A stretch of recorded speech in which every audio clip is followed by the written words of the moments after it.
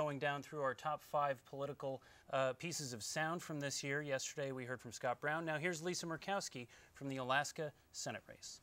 The word is Murkowski. Could you please define that? Alaska's senior senator in Washington who represents all Alaskans. Could you please use that in a sentence? To re-elect Lisa Murkowski, you must fill in the oval and write in her name. Murkowski. Murkowski. That is correct. You get all the easy ones. I'm Lisa Murkowski, and I approve this message.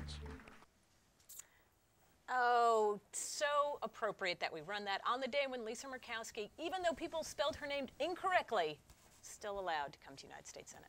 That's right, and we have a difference of opinion here. I think that Scott McAdams clearly had better sound, better ads in that race, but you have to give the nod to her simply because she won. And now we're joined by Matt Cooper from National Journal. Do you give the nod to the winner or the guy with the best ad for the best sound of the year? Well, you know, I always like the ad guys. I mean, excuse me, I think I'd go with the ad guys, actually, in this case. All right, fine. All right. Okay, sorry. So it's okay. We'll just have a difference of opinion here. All right, Matt, you cover the White House for National Journal, managing editor over there. Let's talk a little bit about the Obama 2011 agenda, both legislatively and then politically. We talked a little bit about this idea about the campaign moving to Chicago. Good idea?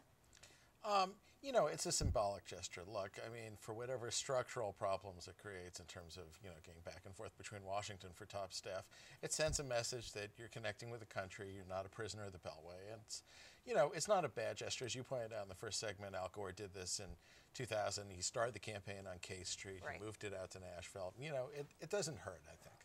It doesn't hurt, but could it do something to make it more difficult for people trying to do their jobs? You know, I think in a BlackBerry age, it's probably not a huge deal. It's going to run you some money flying people back and forth, but, you know, Chicago is centrally located for getting out to the important states. So. This is a general theme we've seen for, you know, the whole campaign moving forward. We saw Valerie Jarrett this weekend saying he was going to get out into the country more and see the people, but that's something you've heard from them before. I remember during the health care debate, they said he was going to go out into the country and sell this health care bill, and, you know, that didn't really happen. So what functionally happens? How does he get out there and really convince people? Well, I think the question is where he goes. You know, I think by the end of the campaign, he was going to a lot of urban areas and driving up, frankly, a lot of minority turnout, a lot of still traditional Democrats, maybe some more affluent voters in the suburbs. I think the question is whether he can kind of plunge into kind of working class, non-college educated regions, places where his numbers are really abysmal, and try to get those up a little bit. So, you know, is he going to go to Kentucky? Is he going to go to Arkansas? Is he going to go to West Virginia? I'd be interested to see that. Well, and can he actually be the guy who's feeling your pain? Or should he not try to be Bill Clinton? Should he try to appeal at a different level? Well, I think you got to do both. I mean, I think you got to show that you're leading, you've got policies that are going to make a difference, but some level you got to connect. And that's why I actually think the Michael Vick comments he made the other day are kind of interesting, because he's showing he's about more than moving H.R. 2334 through the House, that he's not just the leader of of Washington, but he's also the leader of the society. He's connecting to where people live.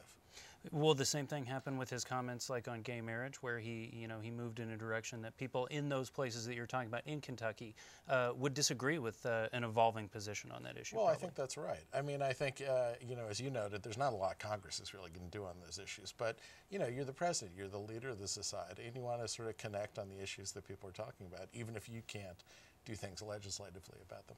All right, very quickly, our last question. Any real shakeups in the White House for next year? Are we going to really see movement on a chief of staff or something like that? I don't think it's going to be huge. I think trading David Plouffe for David Axelrod is not a monumental shift. Okay, we have to leave it there. Matt Cooper from National Journal. Follow us online at Twitter, Amy E. Walter and Z. Byron Wolf. Thanks for watching Top Line.